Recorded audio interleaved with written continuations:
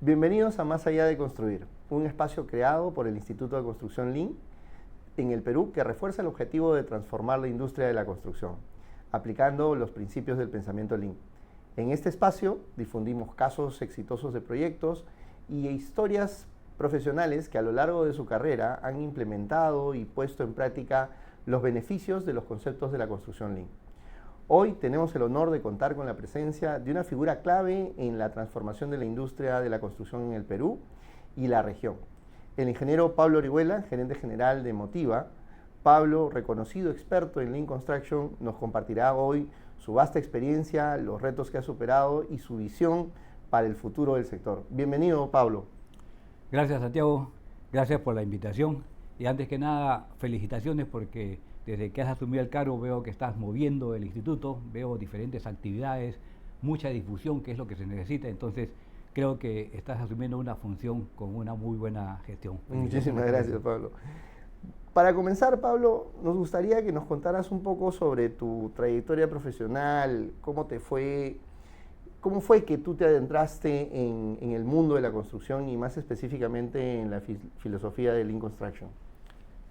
A ver, antes de adentrarme en lo que es la construcción, pasé por diferentes áreas de la ingeniería civil.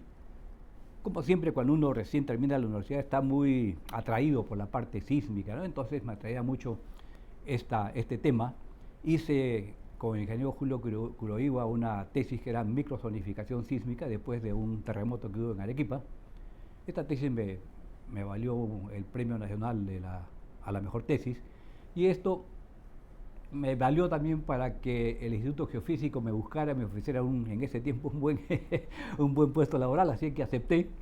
Estuve algunos años, un par de años o 3 años en el Instituto Geofísico y totalmente entusiasmado, ¿no? Viendo, digamos, epicentros, hipocentros, curvas de detonación. Y me gustó mucho, pero me dije, yo no soy sismólogo, soy ingeniero. Así es que busqué una beca. Teníamos un trabajo con el doctor Jorge Alba sobre la licuación de suelos en un sismo de Chimbote. Lo presenté a una beca en Japón, gané la beca. Y bueno, fui a estudiar lo que era ya dinámica de suelos, que es un poco más ingenieril, ¿no? Entonces, esa beca implicaba, digamos, conferencias y muchas visitas a obras de todo Japón. Y las obras de infraestructura que tiene Japón son pues impresionantes, ¿no? Entonces cuando vine dije, quiero trabajar en algo que sean proyectos grandes. Y en ese tiempo estaba Electro Perú. Así es que Electro Perú hacía todas las presas, los túneles, los canales, las hidroeléctricas. Trabajé un tiempo en Electro Perú. Y digamos, conocí mucha gente, por ejemplo, a Lloyd Claff, que es el padre de la falla de San Andrés. Era, digamos, estudios muy especializados y traían gente de fuera, y para llevarlos de Lima a Huaraz eran 8 horas. Y sencillamente ellos no podían perder eso, entonces había que tener un helicóptero para sacarlos del aeropuerto y llevarlos de frente a la cuenca del Santa a que hagan los trabajos, ¿no?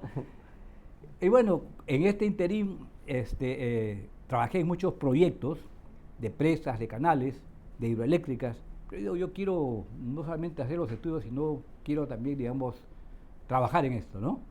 Entonces fue casi que apunté a COSAPI. COSAPI, digamos, en ese tiempo era la empresa más grande que tenía el Perú. Y bueno, comenzamos a trabajar en esto. COSAPI tenía un pool de ingeniería, que creo que era el pool de ingeniería que tenía COSAPI era más grande que cualquier consultora que tenía en Perú. Y entré en la parte de concreto y mecánica de suelos. En eso busqué una beca al Centro de Experimentación de Obras Públicas de España, en Madrid. Hice la beca y bueno, cuando regresé hice algunas exposiciones de lo que había visto, y me acuerdo que estaba León López, de repente lo conoces. Dijo, mira, yo tengo una obra en la que tú estás poniendo que podemos hacer estos muros de contención prefabricados. Era aquí en la subestación de Zapayal. Hicimos los muros de bloques prefabricados, apuntamos a mejorar calidad porque el muro de contención era de piedra, fue mucho más rápido y fue mucho más económico. cumplía con el triángulo costo, plazo, calidad, pues, ¿no? Claro. Bueno, a raíz de esto gané el premio a innovación, COSAPI, que en ese tiempo habían todos los años, pero por ahí ya me picó un poquito el bicho de la empresa propia, ¿no? Entonces, cuando entro a COSAPI es que ya entro en el mundo de la construcción. De la construcción. Y luego, mi hermano Jorge, que es arquitecto, tenía una empresa constructora y me dice, vente, vamos a trabajar juntos y formamos una empresa. Así que trabajó en COSAPI como unos 10 años y luego nos juntamos para hacer Motiva, ¿no? Eso hace un poco más de 30 años. Entonces ahí, digamos, fue ya que me consolidé con la construcción en sí, ¿no? Ahora, Motiva comenzó como una pequeña empresa inmobiliaria y había que manejar no solamente la parte de construcción, sino la parte de los negocios, la rentabilidad, la parte financiera. Y justo apareció el MDI, ¿no? Entonces dije, me cae pues, perfecto porque es gestión en empresas constructoras e inmobiliarias. Y tenía mucho más incidencia en la parte inmobiliaria, ¿no? Entonces entré a la maestría, pero ya con el enfoque a qué cosa iba a hacer mi tesis.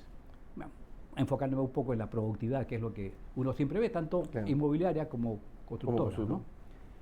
Entonces hice el MDI, hice la tesis ganó un premio a la mejor tesis del MDI, fui a España a exponerla, y en esa posición conocí al dueño del Presto. Presto es el software, ¿no? Claro, es un software para español. Para estuve en entrevista con él y me abrió un poco la cabeza y me dijo, mira, los intangibles como un software a futuro van a tener mucho más valor que los activos tangibles, ¿no? Claro. Toda la razón del mundo, ¿no? Entonces, bueno, ese fue más o menos mi recorrido para estar, digamos, en el mundo de la Pero interesantísimo, o sea, uno de tus primeros acercamientos culturales fuera del país fue en Japón, donde tú viste de primera mano toda una cultura distinta, ¿no? Totalmente una perspectiva distinta. Y sobre todo, mira, en ese tiempo que, digamos, la globalización todavía no había obviamente internet, no había WhatsApp, entonces viajar y encontrar una cultura totalmente diferente que ahora. ¿Te chocó ese cambio cultural? Mira, me chocó, pero para bien, o sea, sencillamente contaba cuántos días me van a faltar para regresar y no a la inversa, ¿no? Cosas que como por ejemplo, había una conferencia sobre pilotes, ¿no? Entonces se expuso un profesor de la Universidad de Tsukuba, y recuerdo claramente que yo tenía unas dudas en los pilotes, porque habíamos hecho el puente de Cabo Blanco en el norte, en Tumbes. Y me acerco después de la clase y le pregunto sobre un pilote de concreto. Me dice, no, yo soy especialista en pilotes de acero, no te puedo responder, porque lo que me estás preguntando es de concreto. O sea, tiene un nivel de especialización muy alto. Muy, muy alto, ¿no? Y después está de más contar, digamos, las diferencias culturales que tienen, ¿no? El orden, la limpieza, es lo primero que... La disciplina. O sea, las 5 S, sencillamente los niños en el jardín de la infancia nacen con ese concepto de orden, limpieza, ¿no? Claro. Entonces, es una cultura que se forma desde muy niños en su sistema educativo y se aprovecha muchísimo cada uno de los pasos que tiene la educación para ir reforzando cada vez más. Así es, nosotros estamos tratando de meter esto en las escuelas, en los colegios, inclusive a veces en las universidades, ¿no? Entonces, si tú naces con eso al comienzo, el proceso, digamos, de desarrollo es diferente. Se vuelve ¿no? mucho más sencillo. Y por eso que cuando hace tiempo hablaba Mavila, ¿no? Del decálogo del desarrollo, ¿no es cierto? Y él decía, digamos, no es que los japoneses o los alemanes o los americanos sean más inteligentes, no. Es sencillamente que hay 10 cosas que hay que cumplir. Primera es honradez, limpieza, puntualidad. Y por ahí están las 3 S, las 5 S, ¿no es cierto? Entonces, nace de ahí, ¿no? Yo creo que eso nos hace falta. Nos hace falta, sí. Sí. Mira, sabemos que eres un impulsor de Lean en la construcción. ¿Podrías explicarnos para aquellos que no estén familiarizados con este término, en tus palabras, qué es para ti Lean Construction o construcción Lean? A ver, cuando ya me instalé, digamos, en el mundo de la construcción, y cualquiera creo que esté, ya sea inmobiliario, sea constructor, lo primero que piensa es en forma natural, ¿no? En costo, plazo, calidad, ¿no? Entonces, el año 98 viene Virgilio Guío al Perú, después de hacer su doctorado. Yo recuerdo que estaba en una conferencia que me habían invitado, llegamos a una salita de estar, me siento, en ese tiempo había llevado un teléfono con el discado para hacer una demostración de monitoreo remoto de obras, ¿no? Y se me ocurrió llevar el teléfono y en plena escenario instalar y hacerla. Llegué con mis chivas ahí y me siento, estaba acá otra persona, y buenas tardes, no hay nadie más. Me dice, ¿vas a poner? Sí, le digo, ¿tú? Sí, también. Ah, me dice, ¿cómo te llamas, Pablo? ¿Y tú? Virgilio Guío.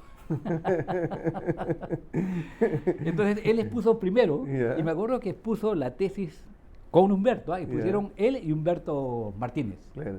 Humberto Martínez hizo su tesis sobre BEC, ¿no? Yo creo que Humberto es el precursor de estas cosas, ¿no? Precursores, así es. Entonces, escuché la exposición de ellos, luego me tocó exponer a mí, y se quedó Virgilio, habían ido con Humberto y con Elsa Carrera, que era en ese tiempo la directora de la carrera de Ingeniería Civil en la UPC. Acabé la exposición, me abordaron y me dijeron, mira, ¿sabes qué? Únete al grupo. Está formando un grupo en la UPC. Nosotros nos reunimos todos los viernes y los viernes te esperamos a las 3 de la tarde.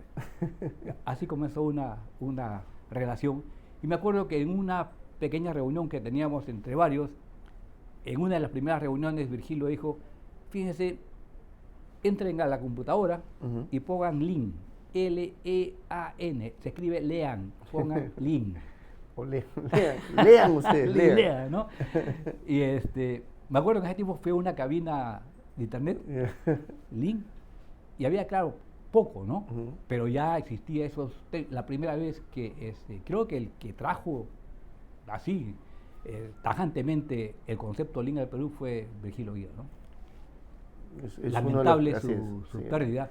Mira, estuvimos un día viernes en mi oficina, él fue a mi oficina, y me dice, mañana sábado podemos ir a una hora. Le digo, el sábado no voy a salir, no estoy acá. Entonces el lunes, ¿te parece si nos encontramos a las 11 de la mañana?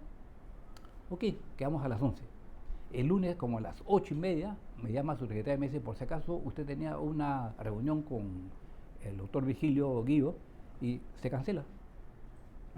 Habrá pasado, no sé, pues algún inconveniente, ¿no? A eso de las 3 de la tarde me llama Elsa Carrera y me dice, ¿sabes lo que ha pasado? No. Me dice, lo han llevado Virgilio urgente a Estados Unidos a operarlo. El viernes hemos estado conversando de lo más bien y el día lunes en la noche se lo llevan a Estados Unidos a operarlo. Regresó, hemos tenido 2 reuniones más. Virgilio era pues, un impulsor a todo meter, ¿no? Con mucha energía, ¿no? Quiso levantarse, quiso comenzar nuevamente sus actividades y bueno, le jugó mal una neumonía, ¿no? Pero él es el que trajo aquí definitivamente ese concepto. Y creo que ese concepto en Latinoamérica probablemente seamos uno de los primeros en entender el concepto Lean junto con Chile, ¿no? La vez pasada alguien le escuchaba de algunos de los congresos Lean y reconocían que el Perú, digamos, ha tenido uno de los primeros movimientos pioneros, ¿no es cierto? Y es curioso, ¿no? Porque, a ver, yo en una clase hace unos días me decían, no, Lean es una metodología, Lean es una herramienta, Lean es una práctica, ¿no? Entonces, yo empecé a recuperar lo que había leído en el libro de Toyota Way, el estilo Toyota, y ellos te dicen, en realidad, es una forma de pensar, ¿no? Es una forma de decir las cosas y de pensarlas. Y en esa misma orden de ideas yo decía, ¿cómo es el pensamiento peruano? ¿Y qué tan alineados estamos hacia un pensamiento Lean? Y realmente, ¿qué cosas de nuestra capacidad peruana que tenemos podrían estar ligadas para ayudar a reforzar este pensamiento, esta forma de pensar? Yo creo que esta forma de pensar ayuda a que los proyectos sean mejor, salgan mucho mejor. Así es. ¿No? Pero hay que cambiar algunas cosas del modo actual, claro, ¿no? Claro. Entonces, a tu pregunta, digamos, ¿qué cosas hay, qué desafíos hay? Yo creo que el primer desafío es ese. El primer desafío es entender qué es Lean. Y no es fácil. Yo creo que lo que más me costó a mí al comienzo fue, digamos, entender qué era Lean. Entonces, para esto, digamos, ¿qué hicimos? Hemos hecho una tesis de pregrado para cada una de las fases. Hemos hecho, por ejemplo, una tesis de definición del proyecto y del Lean Design con Juan Carlos Vázquez, homónimo de Juan Carlos Vázquez, que de paso Juan Carlos Vázquez Ganosa fue uno de los jurados. Hicimos una tesis ¿Qué tal con coincidencia? sí, la coincidencia. Hicimos una segunda tesis sobre abastecimiento Lean o Lean Yeah. Supply Cadena. con Karen Ulloa, y hemos hecho varias publicaciones con ellas. Hemos hecho otra tesis sobre Lean Construction o Lean Assembly, que para mi gusto no está bien dicho. Ensamblaje Lean. Ensamblaje es lo que quisiéramos todos, ¿no? Pero bueno, es la aspiración de Lean. Claro, o sea, finalmente es que cómo percibimos la construcción. La construcción termina siendo una transformación. Así es. Transformar productos y materiales en algo terminado. Ajá. Entonces, lo que yo entiendo cuando hablan de Lean Assembly es, oye, trata de que la mayor transformación sea fuera del sitio de trabajo. Así es. Para que sea más eficiente, Claro. donde tengas menos recursos, Claro. o sea, uses menos recursos para eso, Claro. y luego llegas, entregas y te vas. Prefabricación total. Claro, ¿cierto? prefabricación total, Claro, así es. pero hay que reconocer que eso no es así. Exacto, Entonces, todavía nos falta mucho para llamémoslo eso. ejecución Ujú. o construcción Lean, ¿no? Ujú. Y la última fase que digamos ya es el uso y las entregas. Hicimos otra tesis con José Vidal, Ujú. igual hicimos unos artículos con él, todos ellos han trabajado conmigo. La ventaja de estar en la universidad es que uno conoce los buenos alumnos y se los jala de enfrente, Y los ¿no? puede ir jalando. Pero bueno, aparte de trabajar hemos hecho Ujú. trabajos de tesis y hemos publicado artículos con ellos, ¿no? Entonces, entender qué es el Lean, yo creo que es el primer desafío. Y mira, el año pasado, en alguna conferencia me pidieron que hable las barreras de adopción de Ujú. Lean. Y buscando un poco bibliografía, encontré entre 8 a 10 artículos. Ahora he seguido sumando y tengo hasta la fecha 18 artículos, que el título es específicamente Barreras para la adopción Lean. Es que hemos hecho, Yeah. hemos hecho un ranqueo Claro. de todos esos estudios Ajá. y hemos alineado cuáles son o sea, hay, por ejemplo, uno identifica 15, 20 barreras, el otro identifica 20, 25 barreras. Ujú. Hemos alineado y hemos hecho cuáles coinciden en la mayoría. Ujú. Increíblemente, la barrera número 1, y son países de todo el mundo, hay una acá de Perú, de la UNI, todos coinciden en que la barrera número 1 es la falta de conocimiento del Lean. Ujú. Del Si me hubieran entendimiento, preguntado a mí, claro. hubiera dicho otras cosas, pero Claro. no esa, ¿no? Y tiene razón, Ujú. porque lo primero que hay es el rechazo al cambio. Claro. Y uno se pregunta, ¿por qué hay un rechazo al cambio? Una razón es que nos da miedo lo desconocido. Y si no conocemos qué es Lean, nos da miedo, ¿no? Claro. Pero si hacemos difusión, como las que hace el capítulo, vamos a conferencias, qué sé yo, hacemos conocido y hacemos entender qué cosa es el Lean, entonces este rechazo al cambio ya Pues- tiene un factor menos, Ujú. que es no es algo desconocido, es algo que conozco y que me puede hacer bien, ¿no? Y que lo entiendo también, que lo ¿no? Y que lo entiendes. puedo poner en práctica de una forma Así es. más sencilla, ¿no? Porque otro de los elementos es, no, es que es muy difícil hacerlo. Y yo coincido de que trabajar aplicando el pensamiento Lean no es algo fácil, porque ser disciplinado no es sencillo. Así es. Si no has aprendido a ser disciplinado en Ujú. tu vida, es muy difícil mantener ese ritmo de disciplina todos los días. Esa cultura te exige un poco o te lleva un poco a querer tener la herramienta Ujú. que sea la panacea, ¿no? Dime qué herramienta aplico, ¿no es cierto? Claro. Entonces no es una técnica, no es una herramienta. Ujú. Obviamente la filosofía tiene técnicas y herramientas, pero el concepto es más allá, ¿no? Así es. Parte de la actitud al cambio, parte, digamos, del orden, parte de de ser proactivo, digamos, hacer cosas nuevas. Si no tienes eso, vamos a seguir como muchas obras que se hacen siempre igual, ¿no? Yo pregunto, por ejemplo, oye, ¿cómo se dobla el fierro ahorita? La respuesta es igualito como se hace 50 años atrás, ¿no es cierto?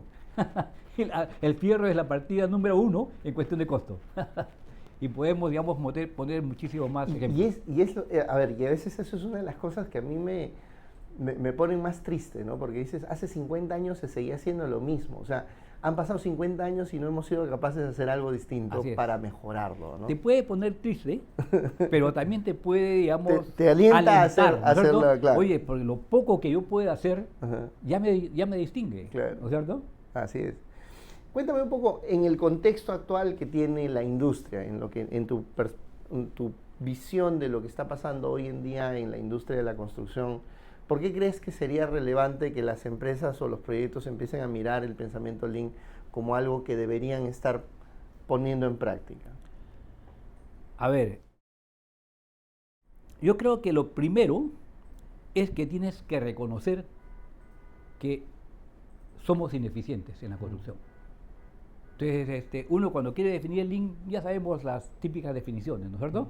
Pero quizás una definición diferente de Lean sea que Lean es una respuesta. ¿Una respuesta a qué? Una respuesta a la ineficiencia de los proyectos de construcción, de cómo se hacen.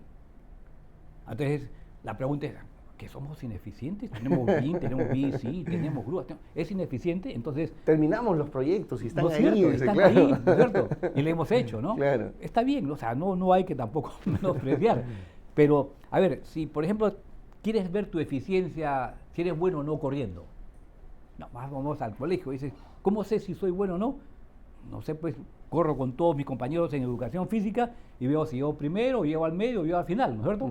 O sea, ¿qué cosa tienes que hacer? Compararte con tus pares. ¿Qué tenemos que hacer para, digamos, ser neutral y trabajar con métricas? Dice, comparemos entonces la industria de la construcción con nuestros pares, con las otras industrias. Tenemos que medir, ¿no? Tenemos que medir, ¿no es cierto? Y esto está súper demostrado, que la construcción tiene la más baja productividad de todos los sectores productivos. ¿No es cierto? Claro. La número uno es la manufactura. Entonces la pregunta es, ¿y qué hicieron ellos para poder, digamos, tener ese nivel de productividad que nosotros no tenemos? La respuesta es fácil, ¿no? Hubieran hecho cambios durante todo el tiempo y esos cambios se agrupan en 4, que son las 4 revoluciones industriales. Una revolución industrial es hacer un cambio tan dramático que se constituya como una revolución y que te da un cambio. Revolución industrial es revolución para mejorar calidad, productividad, etc. ¿No es cierto? Y mira, lo que dices es a lo largo de la historia es curioso, ¿ya? La primera revolución es transformar el trabajo hecho por personas a trabajo hecho por máquinas. Así es. Y en el Perú, en el contexto de la industria, hace poco iba a un proyecto y me decían, ¿cómo vamos a hacer esa tarea? Que era acarrear material. Ajá. Con mano de obra, pues, me decía. Claro, Oye, claro. pero ¿para qué está la rueda? Ajá. Que hace 10.000 años que la hemos inventado, pongan una persona con una estoca y se acarrea más rápido. Así ¿no? es, así o sea, todavía estamos muy concentrados en que el trabajo hecho por personas debe ser la principal fuente de tarea, ¿no? Entonces, mira, el primer gran cambio es la primera revolución industrial. Lo has dicho. ¿Cuál es, en una sola palabra, la mecanización? Reemplazar mano de obra por máquinas. Entonces, ¿cómo estamos en construcción? Revisamos y tenemos por lo menos 7 o 8 indicadores, para hablar de métricas. 8 indicadores. Veamos uno, facilito. El índice de mecanización. ¿Qué nos dice? El índice de mecanización nos dice la cantidad o el costo que invertimos en equipos versus el costo total. Y eso lo sabemos todos, ¿no es cierto? Una obra que tiene 2 grúas y tiene faja transportadora para sacar, digamos, el suelo de los sótanos y todo, mira, está frisando el 5%. Es muy difícil que una obra, hablo siempre de edificación, ¿no? Ahí quizás habría que hacer un poquito de paréntesis, porque cuando hablamos de esto, hablamos de la industria de la construcción y eso es muy grande, es muy vago. Dentro de la industria creo que tenemos que segmentar el tipo de proyecto. Primera segmentación. Segunda segmentación es la fase. Entonces, hablamos, por ejemplo, de tunelería, olvídate, ¿no? Un TBM agarra y es full maquinaria. Aunque hay túneles en Perú que todavía claro. se hacen a mano. Todavía se hacen a mano, ¿no? Pero, digamos, tenemos ese precedente. O sea, muchos túneles para los metros. Acá también, inclusive hace 20 años que vino el topo para la presa de Gallito Ciego, me acuerdo cuando estábamos en Electro Perú, ¿no? Entonces, tienes que hablar no de la industria, sino del tipo de proyecto, y dentro del tipo de proyecto, que en este caso creo que en lo que nosotros nos manejamos son obras de edificación, ¿no es cierto? Ya sean hospitales, centros comerciales, naves industriales, viviendas, oficinas. En ese tipo de construcción tienes que dividirlo en la fase. ¿Estás hablando de gestión o estás hablando de operación? ¿No es cierto? O de producción. Entonces, si dices BIM, el BIM no pone un clavo. El BIM es para la gestión. El que pone un clavo es un robot, por ejemplo. ¿No es cierto? Y aparte, si estás hablando de la gestión o de la producción, tienes que hablar de la fase. Estás hablando del diseño, estás hablando del abastecimiento, para seguir la secuencia de Lean, estás hablando de la construcción, estás hablando del uso o de qué estás hablando, ¿no? Entonces creo que un poquito la conversación que tenemos, para enfocarla, yo tengo un cubo que se llama el cubo de la ubicación de actividades de construcción. Creo que estamos enfocados en la obra. Porque si tú ves todas las fases y todos los esfuerzos, no existirían ni tendrían razón de ser si no hay obra. ¿Para qué defino un proyecto? Para la obra, para ganar productividad en la obra. ¿Para qué hago un diseño? Para construirlo. ¿Para qué me abastezco? Para construirlo. Y eso obviamente lo entrego como producto a la sociedad. Entonces, estamos hablando, creo, para un poco, digamos, centrar en la obra del tipo de obra que es edificaciones. Entonces, si hablamos nuevamente del índice de mecanización y hablamos de un presupuesto, ahora sí estamos hablando de edificaciones, estamos hablando del 5%. ¿Cuánto dicen la literatura? Hay, digamos, artesanal, en proceso de industrialización e industrializado. Para que sea industrializado, la literatura dice que tenemos que estar encima del 50%. ¿En cuánto estamos? Sí, no llegamos 5%. Ni 5%. ¿No es cierto? O sea, estamos relativamente en una producción artesanal. Hay otro indicador, que es el indicador de mano de obra. Peter Drucker propone o dice que algo es industrializado cuando el costo de la mano de obra es menor al 10% del costo total. Igualito, vamos a la construcción y ¿cuáles son los números? Entre 30 a 40%, ¿cierto? Y muchas veces no se toma en cuenta la mano de obra subcontratada o peor, la mano de obra a todo costo. Es que ahí en la industria de la construcción hay un añadido que es el rubro de subcontratos, ¿no? El rubro del subcontrato, en realidad te estás metiendo ahí mano de obra, materiales y equipos dentro de un paquete que no lo tomas como mano de obra. Que no lo tomas como sobre mano de todo obra. si es a todo costo, ¿no es cierto? Entonces, si tú juntas la mano de obra propia, los subcontratos de mano de obra y la mano de obra correspondiente a los subcontratos a todo costo, que por ejemplo en los acabados es bastante, claro, eso supera el 30-35%. De lejos, ¿no? de lejos. Entonces, para tener menos de 10%, segunda métrica estamos lejos. Muy lejos. Lejos. Una tercera puede ser el índice que propone Gibbs, que es el índice de prefabricación. Es un índice sencillo que te dice el número de elementos prefabricados que usas entre el número de elementos totales. Y tiene que ser mayor al 70% para que sea industrializado. Entonces, con estas métricas sencillas, y podemos seguir porque son hemos muchas perdido métricas 3-0 ya. ya. Y nos van a seguir dando por goleada. ¿No es cierto? Claro. Entonces, tú dices, mira, no pasamos la primera revolución. Claro. ¿No es cierto? No pasamos la primera revolución. Vamos a la segunda revolución. ¿Qué hicieron? Las máquinas, que ya, tú ves una fotografía, por ejemplo, porque hay fotos y hay, digamos, esquemas y dibujos de la primera y segunda revolución industrial. Tú ves unas fábricas inmensas llenas de máquinas, con unas ruedas inmensas, ¿no? Con máquinas de vapor, pero es totalmente mecanizado. Esas máquinas que eran aisladas, las pones en una línea de ensamblaje, y se genera la segunda revolución. Por eso que el icono de la segunda revolución es la faja transportadora. Cuando nosotros hacemos el Takt Time Planning, lo que intentamos hacer es una línea de producción, ¿no es cierto? Entonces, constante, ¿no? La faja transportadora no perdona. ¿No es cierto? La faja transportadora o pasa o viene y hace esto, ¿no? Y ese TAC que tiene la faja no perdona.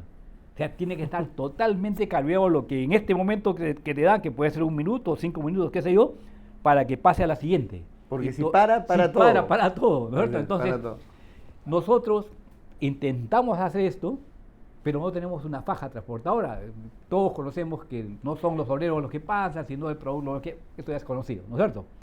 Entonces, intentamos hacer esto, pero con un índice de mecanización bajo y con una posibilidad de tener lotes de trabajo con un factor de sectorización medianamente regular. ¿Por qué? Porque tienes una planta y tienes la escalera, tienes el ascensor, te rompes la cabeza y dices, hasta aquí llegué. ¿No es cierto? ¿Y cuál es mi factor? Mi factor es 20-25%. Es decir, el bebé nace defectuoso. Y creo que nace defectuoso no solamente por concepción o por industria, sino porque creo que el tax planning también lo hemos malinterpretado hoy en la industria, ¿no? He visto muchos proyectos en los cuales tratan de armar un tren de trabajo y dicen, no, el tren no se puede mover. ¿Por qué? Si se puede mejorar. Sí. O sea, tú puedes cambiar, digamos, obviamente en un punto adecuado, puedes hacer un cambio para cambiar un TAC de 2 a 1, de 1 a 3 o lo que fuera, ¿no? Entonces, si pasamos a la tercera, ya se va anulando más la cosa. La tercera, en una sola palabra, es automatización. Entonces, automatización, el icono es la máquina programable, la primera PC, la primera computadora programable, ese es el icono, ¿no? Entonces decimos, ¿qué tenemos programable en la obra? Nada. Entonces la grúa. Mira, la grúa que es, digamos, mi obra tiene 2 grúas, ya no. ¿Qué cosa es la grúa? ¿A dónde estamos? ¿En la primera, en la segunda y en la tercera? La grúa no es automática. No. Tiene un operador y tiene 2 riggers, ¿no es cierto? Uno arriba y uno abajo. ¿No es cierto? Programable para nada. Programable sería si solita, si no hay nadie, agarra una carga acá y la coloca acá, ¿no es cierto? Pero aún así, mira, me has hecho acordar algo. El otro día hablaba en una obra y les preguntaba la diferencia entre planeamiento y programación. Ajá. Y no le daban la respuesta, o no me daban una respuesta que me convenciera. Entonces decía, para mí, ¿cuál es la diferencia entre planeamiento y programación? Planeamiento es decir, qué vas a hacer y cómo vas a hacerlo. Y cuando tú programas algo, es porque tienes todo lo necesario para que se haga. Así es. ¿No? Entonces, si tú armas un programa en la obra, vas a hacer tu programación de obra, entonces en la obra deberías tener todo para que se pueda ejecutar y no haya problemas. Así es. Y que corra. Pero aún así que hablamos de programación, que no es una programación automatizada, aún así nuestra programación no logra los resultados que estamos buscando. Si no, estarías teniendo un 100%, todo el tiempo, ¿cierto? Entonces, ¿qué es una grúa? Te salta de 0, de industria 0, a la 1, porque es una mecanización. Es un elemento mecánico que te ayuda mucho, pero es mecanización, ¿no es cierto? No es automático. Y la cuarta revolución ya es automatización inteligente.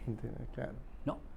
Tenemos esas cosas, sí, en algunas fases de la construcción. Por ejemplo, en la fase de uso, en los puentes, por ejemplo, tenemos el monitoreo remoto de la salud estructural, que es en función a sensores, en función a IoT, y, digamos, diferentes algoritmos inteligentes que te avisan, digamos, sobre la salud estructural, ¿no?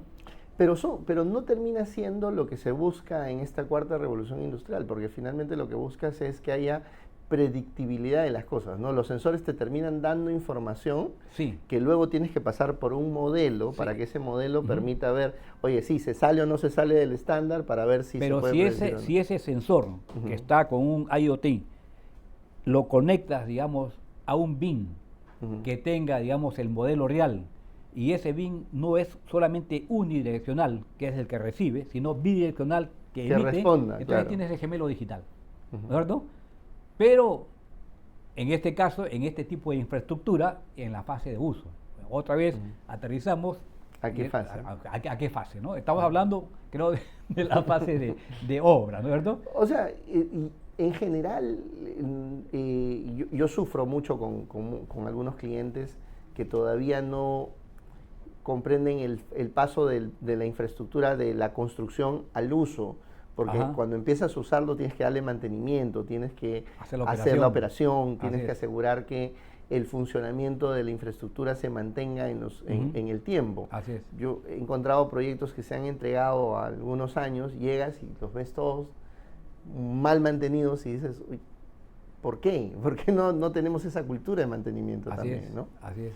Y obviamente esa fase de uso no le estamos dando tampoco la importancia que debe tener. Entonces, ante la pregunta inicial de si es relevante, obviamente es relevante. Porque otra forma quizás de definir el Lean, no lo he pensado mucho, pero creo que el Lean, estamos viendo que no cumple, la corrupción tiene falencias en la primera, en la segunda y menos en la tercera y la cuarta. Entonces, el Lean es nuestra revolución dentro del sector construcción. Es la revolución.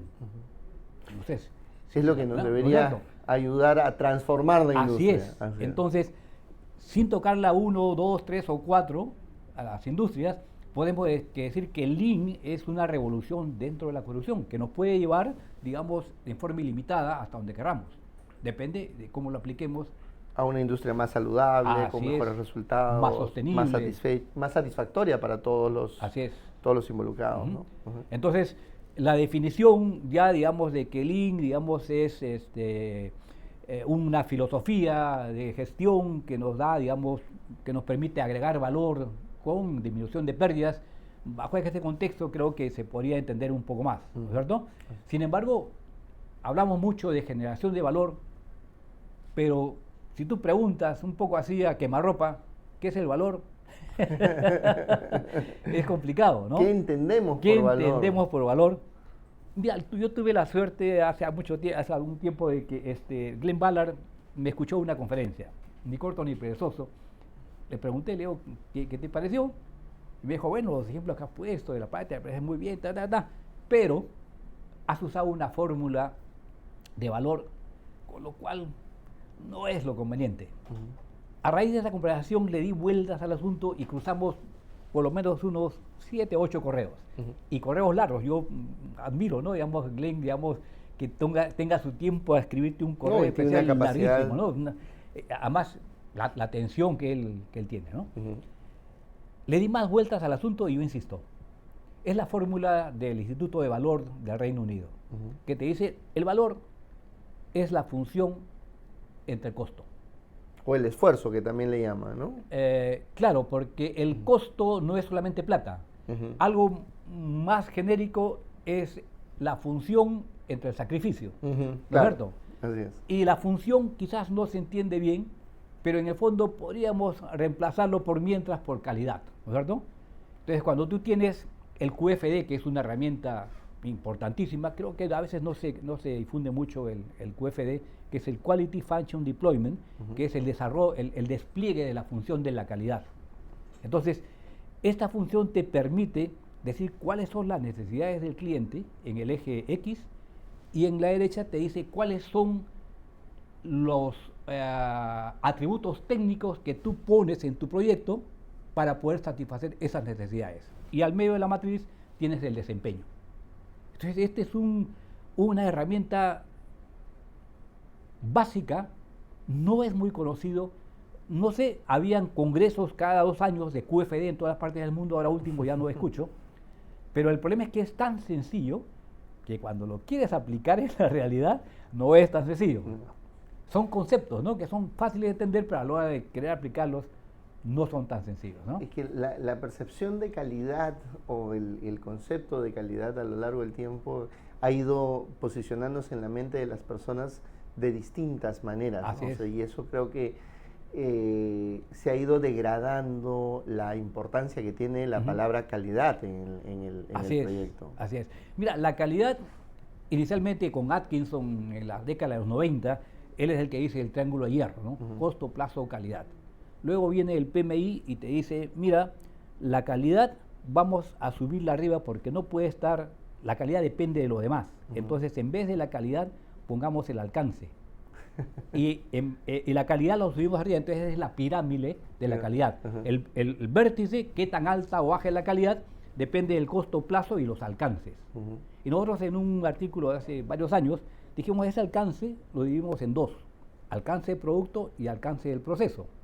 Y al alcance de producto lo subimos a la calidad, pero además decimos que la calidad depende entonces del costo, del plazo, del alcance del proceso, pero el cumplimiento con la sociedad y el cumplimiento con el medio ambiente. Y a eso en ese artículo lo hemos denominado la pirámide pentagonal de la calidad. Ya no es la triangular, sino la pentagonal. Okay. Entonces, ¿qué es la calidad?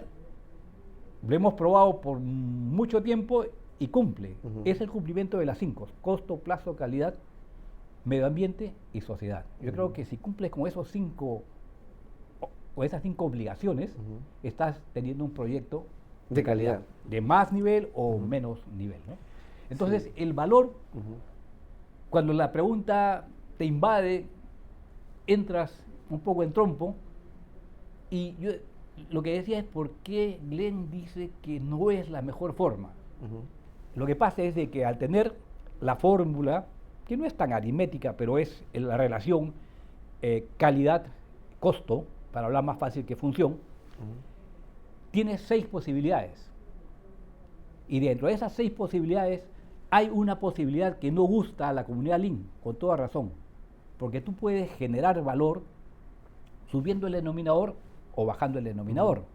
Pero hay una en que tú puedes bajar el numerador, o sea, bajar la calidad, bajando mucho más el costo.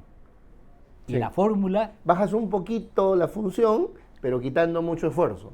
No, bajas la función, pero bajas mucho más el costo. Claro. Entonces generas calidad, Generas valor entre comillas.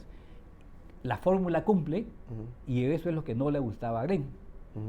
Dice, oye, no puedes, porque no, la calidad no la puedes bajar. Y la fórmula te permite bajar la calidad. Pero es que yo no entendí esa definición, yo la he entendido más con los teléfonos, ¿ya? Ajá. Entonces dice, a ver, imagínate, este es un teléfono, ¿no? Te bajas una aplicación y de pronto el teléfono es capaz de hacer otras cosas que antes no era capaz de hacer al mismo precio. Entonces tienes mayor valor, se vuelve más valioso. Así es. Pero si tú lo que haces es más bien, le quitas cosas, ¿no? Le empiezas a quitar cosas que no necesita, como le están haciendo, le quitan el... Y bajas el precio. Le quitan el conector de los auriculares, ¿no? Y eso te ayuda a reducir mucho el costo. Así es. No estás haciendo que sea de mala calidad, sino estás incrementándole su valor. Lo que pasa es de que hay una calidad tope, en caso, por ejemplo, de la vivienda, que no la puede bajar. Entonces, pero yo digo, ya entendí cuál es su preocupación, pero cuando tú expones las 6 posibilidades, tú dices, esta no, esta no, esta no. ¿Cuáles son las 2 mejores? Aumentar calidad y bajar a la vez costo. Es la estupenda, ¿no es cierto? Y la otra, digamos, es también mantener calidad y bajar costo.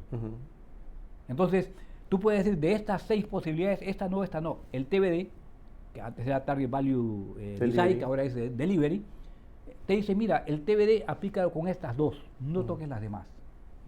Entonces, ahí se entiende, pero yo creo que el usar la fórmula del valor te da incluso la comprensión de qué no debes hacer y qué sí debes hacer, pero explicando, ¿no? O sea, Jorge Luis tiene un ejemplo muy simpático de hace años en el cual era si no me equivoco, eran unos cines en los cuales habían puesto alfombra persa, ¿no? Y dice, oye, si cambiamos alfombra persa por una alfombra nacional, ¿te hace daño? Así es. O sea, ¿tú crees que tu cine vienen acá porque esa alfombra persa te está generando más negocio? No, entonces quítale la alfombra persa y ponle una alfombra de alto tránsito de buena calidad. Eso, ¿no? Eso se define en la definición. En la definición de la cancha, ¿cierto? así es. Exacto. Cuando tú haces de una definición del proyecto, tú dices qué nivel de calidad quiero, porque hay supracalidad y infracalidad. Entonces, si yo voy a poner una alfombra persa, o por ejemplo, el ejemplo del QFE te dice, ¿no? Yo quiero un auditorio en que si pongo un alfiler en la última fila se escuche al inicio. Puede ser o no puede ser, pero yo defino. Ahora, si esa aguja, el oído humano no es capaz de escucharlo, capturarlo, sino un murciélago, entonces ¿para qué hago eso? Entonces tú defines tu nivel de calidad. Es que ahí entra la otra definición que habla Glenn, dice, es dentro de la expectativa razonable. Así es, del cliente. Porque a fin de cuentas, como decía Edward Deming, la calidad la define el usuario final. Es cierto, ¿no? Claro, y tiene que basarse en un marco que es una expectativa razonable, pues porque si la expectativa es irreal, así es, por mucho esfuerzo que puedas tener, tampoco claro. se va a Entonces, lograr. ahí es donde esta fase, que es definición del proyecto, quizás es la que menos se usa. Le damos o sea, no le damos la importancia. ¿No? Claro. Arráncate, arquitecto, nomás. Comienza que estamos con el tiempo, ¿no? Claro. Ahí, por ejemplo, en esa definición del proyecto, no es del diseño, definición del proyecto, hay cosas que no se definen, y la curva de McLennan, ¿no es cierto? Que te dice, digamos, mira, la curva de McLennan es como un camello en que tú haces la mayor cantidad de definiciones en el momento de construir. Esa curva tira a la izquierda y, digamos, la constructabilidad y toda la inercia, digamos, de la construcción colaborativa, de los proyectos colaborativos, lo haces al inicio. ¿Por qué? Porque cuanto antes lo hagas, esa definición te permite ganar valor a lo largo del proceso, a lo largo de las fases que vienen aguas abajo, ¿no? Así es. ¿Cuál, actualmente como gerente general de Motiva, cómo se integraría esta filosofía, esta manera de pensar en la operación? ¿Cómo logras que se integre esta forma de pensar con la operación de tu empresa? ¿Cuáles son estos pilares que usa la empresa como para poder aplicar Lean en general? ¿Cómo lo fomentan ustedes? Te decía que lo primero es el entendimiento. ¿No es cierto? El entendimiento de qué es Lean, digamos, creo que lo puedo decir podría decir que, digamos, tenemos en nuestra página web más de 50 artículos escritos todos con gente de Motiva. Entonces, lo primero que hay que hacer es entender el Lean.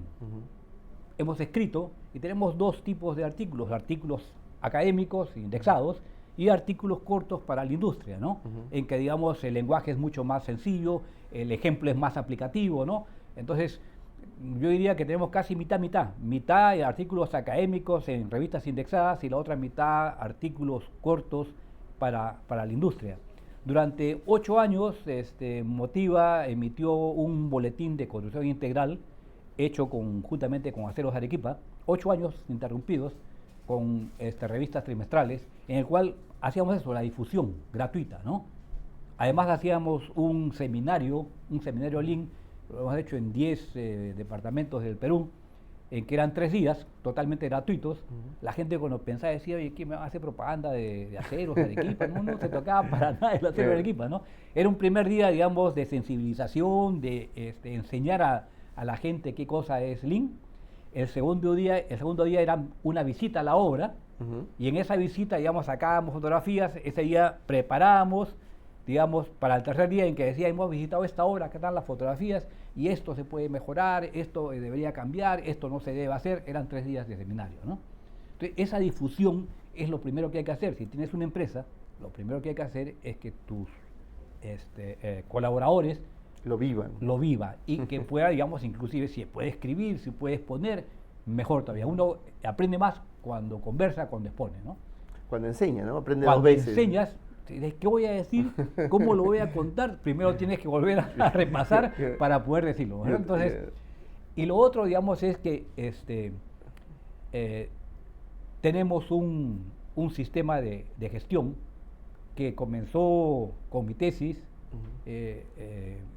Esa tesis la pusimos en creatividad empresarial y estábamos en la terna junto con Gremco en ese tiempo, que era una empresa muy grande, con el estadio de la U, y ganamos a Gremco. Era un conjunto de 5 software que lo hice para la tesis del MBDI, que lo que trataban de integrar era, digamos, a las diferentes fases, ¿no? Bien. Pero uno estaba en DOS, la otra estaba en Visual Basic, la otra estaba en diferentes idiomas. Entonces, tomamos esa idea y la acoplamos y comenzamos a trabajarlo hace más de 20 años, y eso continúa hasta ahorita. Tenemos en Amazon, todo es en línea, tenemos una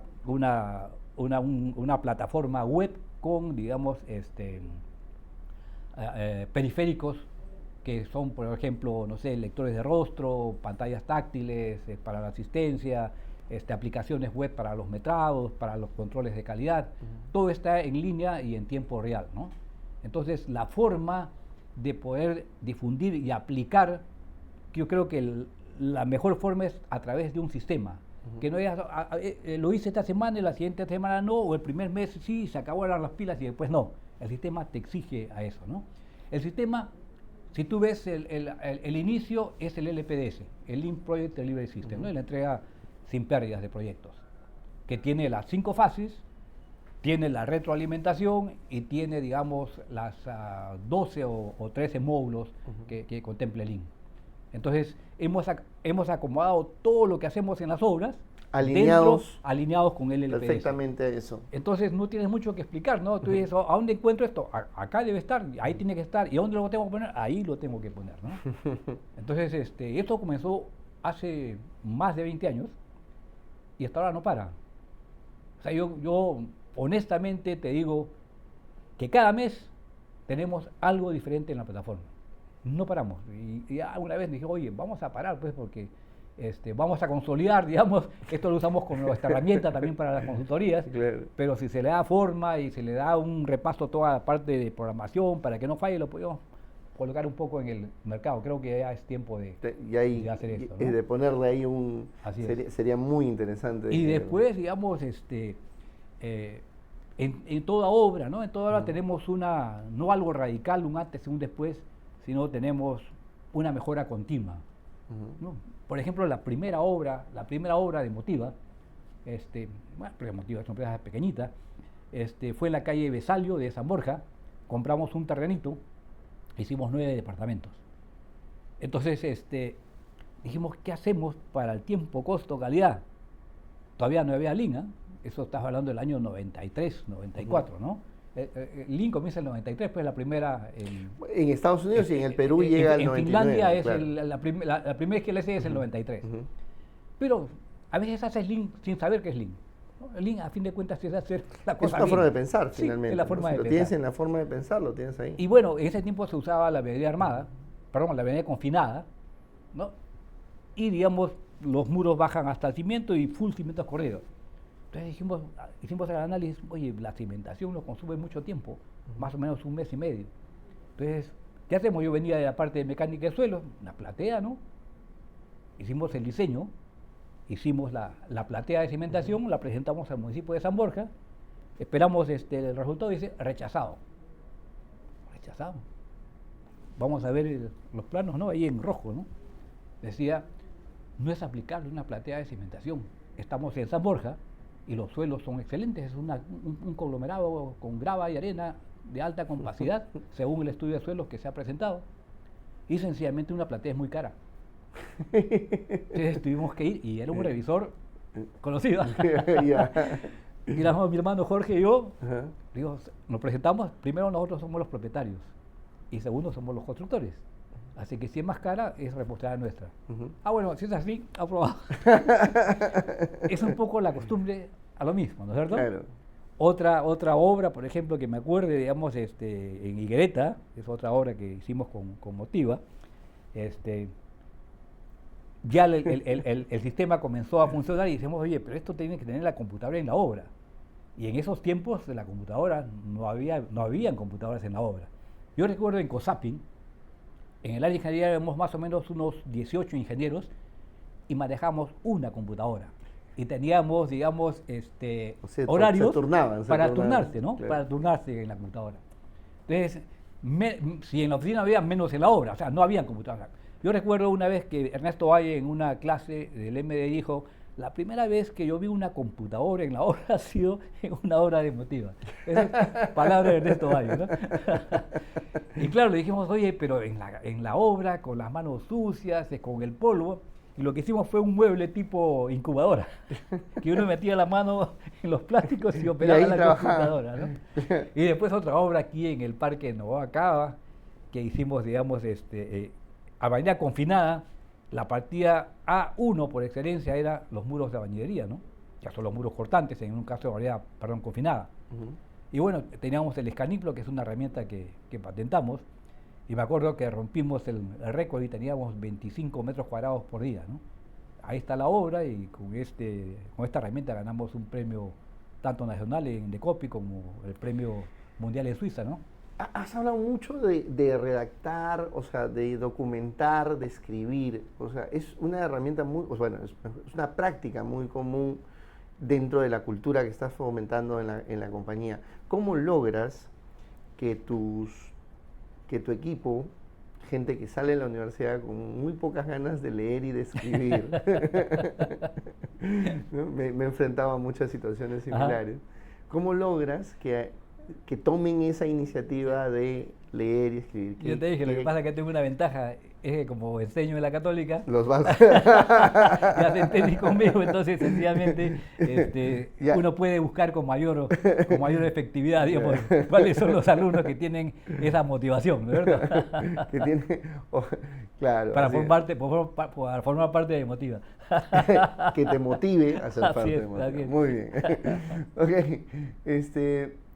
Pablo, mirando ya hacia el futuro, ¿cuáles crees que serían los próximos pasos que que la construcción debería ir tomando en ese camino de pensar, hablando ya de pensamiento lean, trabajar de una manera distinta?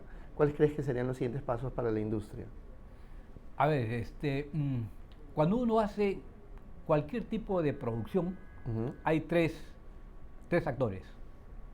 Y eso lo tiene en el libro de Construcción 4.0 de Fernando Alarcón. Es un triángulo que en un vértice están las personas. Son las personas que van a hacer lo que quiere fabricar. En el otro vértice están los procesos. Si yo voy a fabricar algo, tengo que tener un proceso. Y en el tercer vértice está la técnica o la tecnología. Esos procesos los tengo que hacer con un tipo de técnica, la más elemental, la más rudimentaria o la más sofisticada. Entonces, personas, procesos y técnicas o tecnologías. En las personas tiene que estar eso que acabas de preguntar, ¿cómo sacas a personas que puedan... Entonces, ahí está la cultura, la formación de la cultura. Entonces, claro, yo te digo, cuando voy a la universidad, veo a los alumnos, corrijo las prácticas, cuando exponen los veo y veo quiénes tienen, digamos, esa buena actitud. Por ejemplo, el jueves tengo una reunión con un grupo de muchachos de diferentes universidades a las 8:30 de la noche en mi oficina. Nos reunimos de vez en cuando, porque los alumnos son los más ocupados que pueden haber, ¿no? Nunca tienen tiempo. Estamos por ejemplo en una reunión hace 3 meses, creo, ya. Finalmente el jueves 8:30, ok. ¿Verdad? Entonces son gente que está, digamos, punche queriendo hacer algo. Entonces, esa cultura ya viene instalada, y si no viene instalada, la tienes que instalar de alguna forma, pero más fácil es si ya la tienes un poco instalada. Entonces, una cultura. Si esa cultura se llama PMI, o se llama Six Sigma, o se llama Lean, bueno, será cultura Lean. Cuando tienes los procesos igualmente, puedes trabajar con PMI, puedes trabajar con ISO 9000, puede ser con Lean. Y la tecnología puede ser, o la técnica puede ser la más elemental. Hace unos cuantos días vimos en la televisión que se había caído un puente en Huancavelica, y ese puente era con Ichu. Yo veo qué tal tecnología o qué tal técnica ancestral, ¿no es cierto? Hacer un puente, creo que era 28 metros, tejiendo las ramas con Ichu, que las habían derribado, y nuevamente esas personas, ¿no?, en el triángulo de la cultura, tienen esa cultura de hacer, digamos, un puente. No dicen, Estado, tráeme un puente prefabricado. Tienen el proceso, cómo es que se hace, y tienen la técnica. A ver, nos dicen a nosotros, haz con Ichu, no hacemos pero ni una pita, ¿no es cierto? Entonces, ese triángulo funciona, ¿no? Entonces, ¿cómo se ve, cómo veo el Lean, o cómo vemos, ¿no?, el Lean a futuro? Primero es en la formación de la cultura, ¿no?, de la cultura del cambio, de una cultura proactiva. Luego vemos los procesos. Puedes hacer un proceso elemental y puedes hacer Lean. Y si tienes si quieres, no sé, puedes hacer tu concreto con tu mezcladorita, con tu trompo, puedes hacer Lean. Pero si eso es tecnología 1.0, será Lean 1.0. Pero si esa tecnología es, digamos, con sensores, con algoritmos neuronales, o con IoT, será pues Lean 4.0. Entonces, va a depender, si es construcción 1.0 o 4.0, va a depender de ese triángulo, ¿no? Y de esa cultura que debería ser Lean, entonces es construcción Lean. Y esa tecnología, si es 2.0, será Lean 2.0, o si es 4.0, será Lean 4.0. ¿A dónde debemos avanzar en esos 3 puntos? Y culturalmente creo que no es tanto de avanzar, sino mirar al pasado para recuperar cosas, ¿no? O sea, nuestra cultura, venimos de grandes constructores milenarios. Mira los puentes, ¿no? Claro. ¿Cuántos puentes se nos han caído? Por eso ¿Y es cuántos puentes coloniales como el puente de piedra?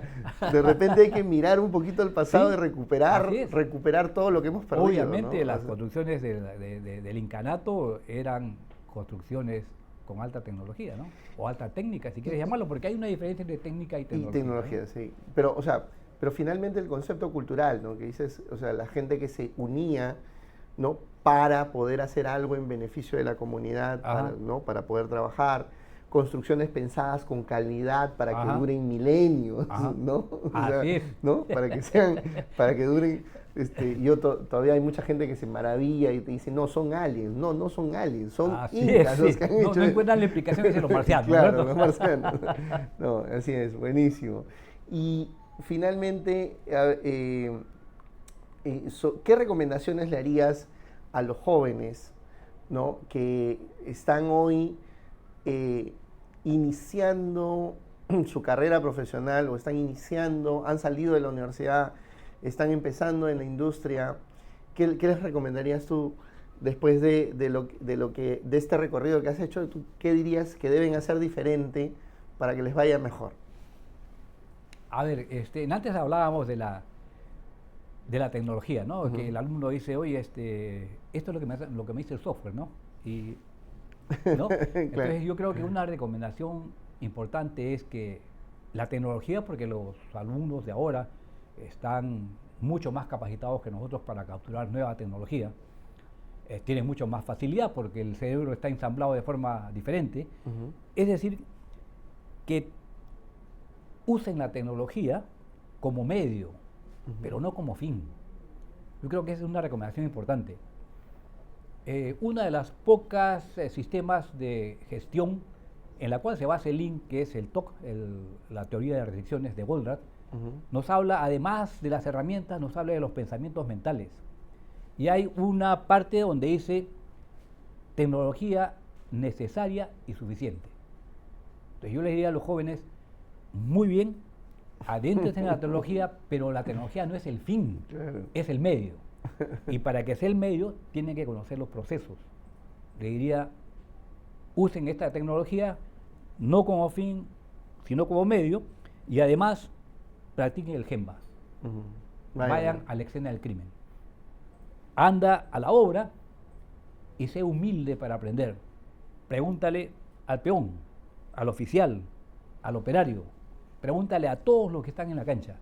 Porque si no conoces procesos, no hacemos nada. Una forma de definir Lean es un sistema de gestión, como todos, pero la gran diferencia es que es basado en la producción. Totalmente diferente, pensando en la producción. Totalmente diferente a los otros sistemas. Y por eso que la herramienta más poderosa es las planners. ¿Por qué? Porque son los últimos planificadores. Si tú no planificas tu programa, tu programación, tu planificación de obra, no lo haces juntamente con ellos, la cosa no funciona. ¿Por qué? Porque son ellos los últimos planificadores y son los que hacen las cosas. Entonces, si tú no aprendes de ellos, La humildad es importantísima. Básica, ¿no? Tú hablas con un obrero y vas a aprender muchísimo. Claro, así es. Perú en 2035, ¿cómo lo ves? Desde el punto de vista de construcción. Desde el punto de vista de construcción. ¿Cuál sería tu visión o cuál sería tu expectativa? Dirías, yo esperaría que el Perú al 2035 haga esto. Yo creo que la prefabricación es una de las herramientas. Desde que yo estaba en la universidad hace 1000 años, teníamos un curso de prefabricación en la construcción, ¿no? Sin embargo, si tú analizas qué porcentaje de prefabricación tenemos en Latinoamérica, hace algún tiempo en una conferencia en México, había un stand de unos prefabricados muy grandes, una tremenda empresa de prefabricación, y comenzamos a conversar y le digo, ellos iban a exponer como un tema comercial en un intermedio, y le digo, ¿cuál es el porcentaje de prefabricación que tienen? Obviamente no voy a decir el nombre de la empresa. Ni se te ocurra preguntarme eso, me dijo en la conferencia. Porque no llegamos ni al 3%. Entonces yo creo que de todo lo que hay, la prefabricación es una de las claves, ¿no? Mira, ahorita estamos en un proyecto en la avenida Angamos, al costadito de Neoplásticas. Es un edificio de 22 pisos. Hemos trabajado con losas pretensadas en el sótano y con losas prefabricadas en los demás pisos. Estamos sacando así, sí o sí, un piso cada 4 días. Pero esa velocidad que tienes el pórtico, si lo expresas en la programación maestra con líneas de balance, separa la pendiente, y el problema es que el resto generalmente no te acompaña. Y si tú ves las líneas de balance, una de las pocas partidas con pendiente inversa es el tarrajeo de fachadas. O sea, todos van así y el tarrajeo de fachadas viene así, ¿no es cierto? Claro. Entonces, ¿qué pasa? Que tú no puedes, por ejemplo, en la parte de acabados, comenzar con las ventanas porque no tienes el derrame. Y el derrame va a depender del tarrajeo de fachada. Entonces, ¿qué se hace?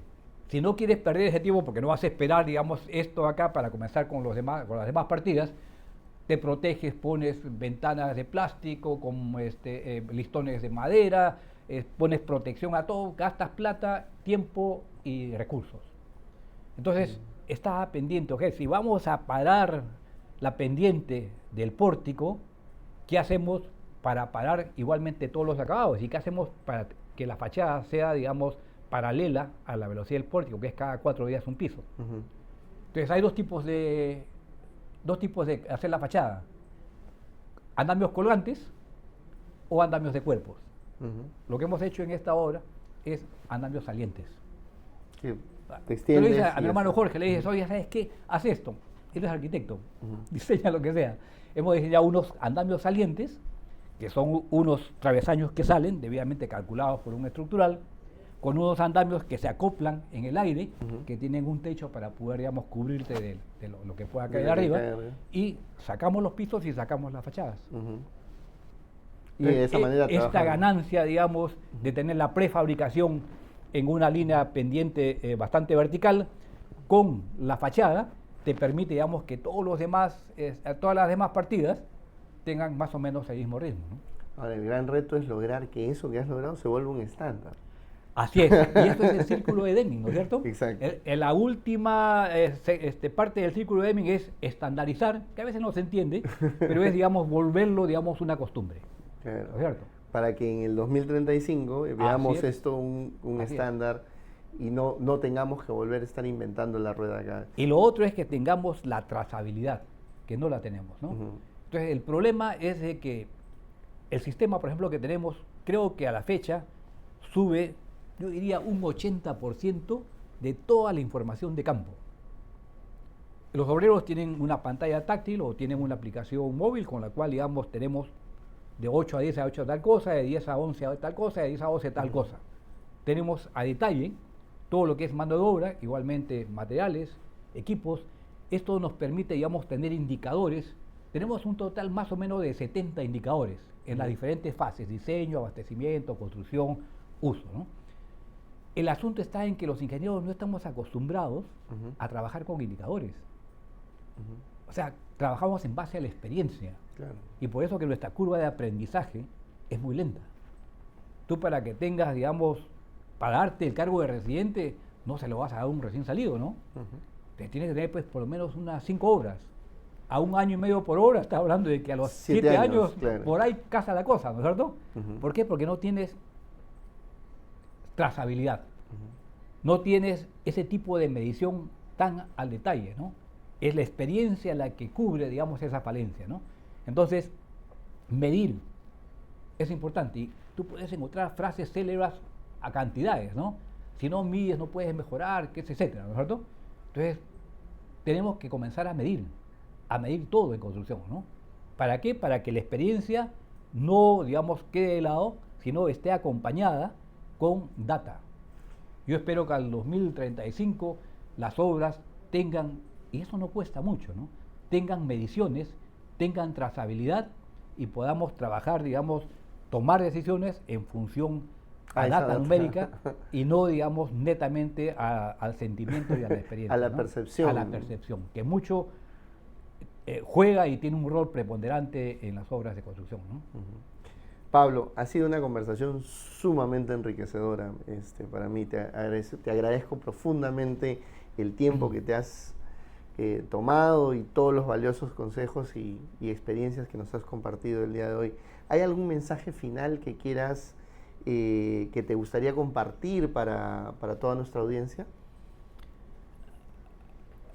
A ver, algo que a mí me impactó mucho es cuando leí a Taylor. Si tú hablas con los industriales, le dices, soy Taylor, no, ese es del siglo pasado, ¿no? Claro que es la base, pero es del siglo pasado. Pero si tú lees a Taylor, yo insisto, y la comunidad Lean no está muy de acuerdo con Taylor, tiene sus bemoles, pero yo insisto y persisto que la administración científica que puso Taylor en 1911, que se lo presentó al presidente de Estados Unidos, Roosevelt, en ese tiempo, es vigente en construcción. Y él, cuando hace la introducción de su libro, te da un mensaje poderoso, ¿no? Te dice, yo veo escándalos, protestas públicas por el malgasto que se hace del tesoro público en corrupción, en gastos banales. Lo traemos ahorita y es igual, ¿no es cierto? Nos escandalizamos porque, no sé, pues los congresistas se gastan la plata en cosas, porque se van, entre comillas, de paseo, porque la plata de la semana de representación se la gastan en otras cosas, ¿no es cierto? Y dice Taylor, Frederick Taylor, dice, a él se le atribuye la mejora de la productividad en el segundo siglo de 1950 al 2000. La productividad, según la literatura, aumentó 50 veces, gracias principalmente a él. Y él dice, yo no veo, ni nadie siente que haya una manifestación por el tremendo despilfarro que se hace en la mala gestión, en los trabajos ineficientes, en los trabajos rehechos y en la cantidad de pérdidas que para efectos del común y normal son tipo fantasmas. Y mira, eso es 1911, que es el libro de Taylor, ¿no? Si tú ves hace poco, revisas un poco los papers, Gray Hoyle, poco antes de fallecer, hay un artículo en que dice, la construcción es un desfile de actividades esvanecentes. ¿Qué cosa es la evanescencia? Cosas que no se ven, fantasmas, lo mismo que dice Taylor. Sí. Entonces el mensaje sería, seamos conscientes que la construcción está plagada de pérdidas, por todo lado, materiales, mano de obra, equipos. Tenemos ahí clasificadas las 8 pérdidas, las 7 en basura, ¿no? Que es el talento no aprovechado. Y ese talento no aprovechado, por ejemplo, es si este esfuerzo que tú estás haciendo en el IN, en convocar conferencias, en convocar mesas redondas. La vez pasada asistí, gracias por invitarme a esta mesa de trabajo que hubo, ¿no? Interesantísimo. Si la gente que asiste a esto, que escucha las diferentes actividades que hace el instituto, por ejemplo acá en el Perú, las escucha, gasta su tiempo yendo, escuchando un webinar o lo que sea, y lo deja en el tintero y no lo aplica, es una pérdida, es la octava pérdida, ¿no es cierto? Porque la estás escuchando y no la estás aplicando. Entonces, si tenemos esto totalmente configurado, seamos conscientes de medir, de ver, de observar y decir, efectivamente, la cantidad de pérdidas y derroche nacional, no estamos hablando solamente de la economía, sino nacional, que tenemos por los trabajos ineficientes y la cantidad de pérdidas, es de preocupación número 1. Una de las curas o de las ayudas que podemos tener es aplicar construcción sin pérdidas, construcción Lean, ¿no? Sí, es el desperdicio se esconde, como dicen. Así es, Hay que es hacerlo, evanescente, es evanescente, hay que ¿cierto? hacerlo visible. Así es. Pablo, muchísimas gracias una vez más. De verdad, agradecemos enormemente tu participación el día de hoy. Tú, Pablo Orihuela, gerente general de Motiva, muchísimas gracias por compartir tu experiencia, tu conocimiento, esa pasión que tienes por hacer las cosas. Felicitaciones. Realmente estamos muy orgullosos de poder contar con un referente como tú aquí en nuestro país y esperamos seguir contando con tu participación más adelante. Muchísimas gracias a todos y a nuestra audiencia. Gracias por acompañarnos el día de hoy en esta edición de Más allá de construir. Hasta la próxima. Gracias a ti, Santiago.